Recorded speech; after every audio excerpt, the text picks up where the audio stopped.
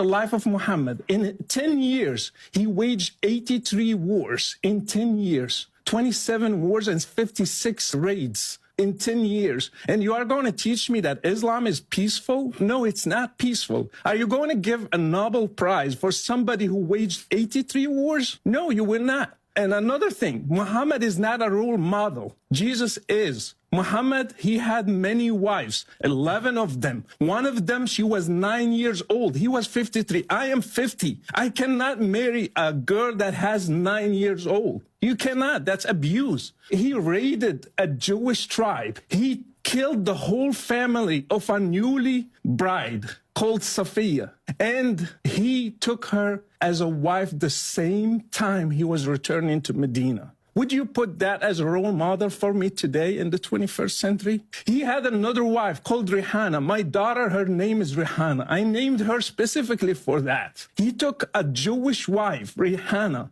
and he did sex with her, not with her will. He did against their wills, all these ladies. Are you going to put him as a role model? You cannot compare Jesus with Muhammad. Jesus never killed a person. He never killed an apostate. He never waged a war. So he was a role model for me. That's why I loved Muhammad and I wanted to follow Jesus. Time to deal with the noise coming from this head parrot. What he's peddling here isn't truth. It's recycled propaganda. Every single one of his points collapses the moment you put them against real history. So let's break them down one by one.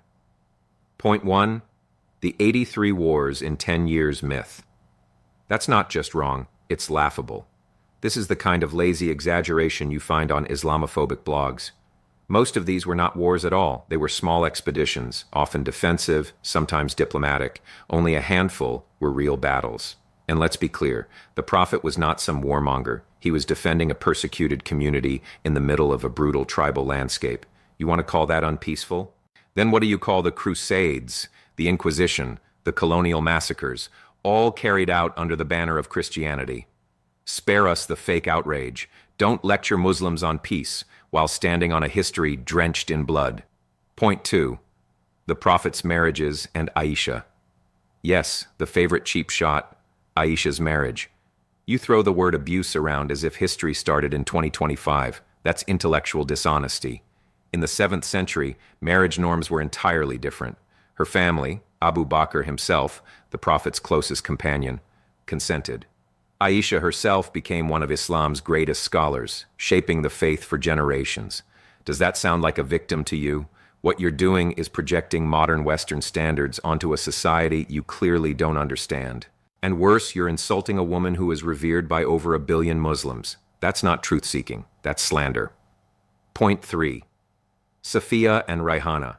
Now let's talk about Safiya. You claim the Prophet killed her family and forced her to marry him. Wrong again. Her father was killed in battle, not murdered in cold blood.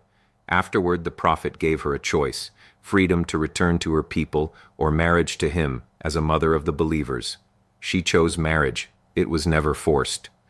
As for Rihanna, the story of forced relations is pure fabrication. She was given dignity and a choice, not abuse. There's no reliable evidence for your claims, just parroting propaganda because the real history doesn't fit your agenda. And finally, this false comparison with Jesus. You say Jesus never fought wars. Of course he didn't. That wasn't his mission. His role was spiritual, while Muhammad's role was both spiritual and political. Prophet, statesman, lawgiver, commander. Comparing the two is childish. Different missions given by God at different times.